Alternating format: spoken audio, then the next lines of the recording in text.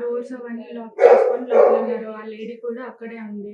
మేము వాళ్ళతో మాట్లాడడానికి మాట్లాడడానికనే కాదు, మా డాడీతో కలిసి ఉన్నామని మేము వెళ్ళాము.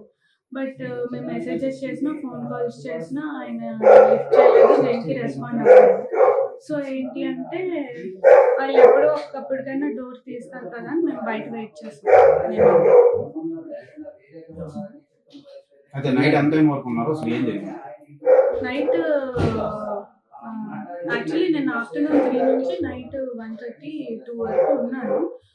బట్ వాళ్ళు ఎవరు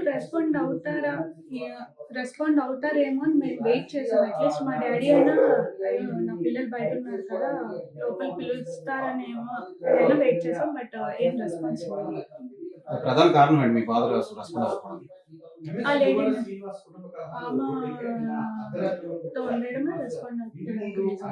మీ ఫాదర్ గవర్నమెంట్ చాలా మంత్స్ అవుతుంది. లాస్ట్ ఇయర్ నుంచి దూరంగానే ఉంటున్నాం.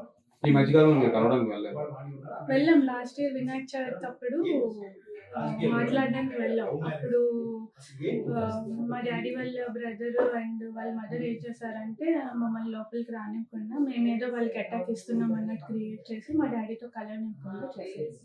సో ఆ తర్వాత మళ్ళీ మేము ఫోన్లో మెసేజెస్లో కాంటాక్ట్లో ఉన్నాం కానీ ఆయన ఏం రెస్పాండ్ అవ్వలేదు. ఈ వీడియో నచ్చితే లైక్ చేయండి. అలాగే మా ఛానల్ ని ఫస్ట్ టైం కనుక చూస్తున్నట్టయితే ఇప్పుడే సబ్స్క్రైబ్ చేసుకుని పక్కనే ఉన్న గంట సింబల్ ని యాక్టివేట్ చేసుకోండి. అప్పుడే మేము పెట్టే ప్రతి వీడియో మీకు నోటిఫికేషన్ గా వస్తుంది. అలాగే ఈ వీడియో పూర్తిగా చూసినందుకు ధన్యవాదాలు.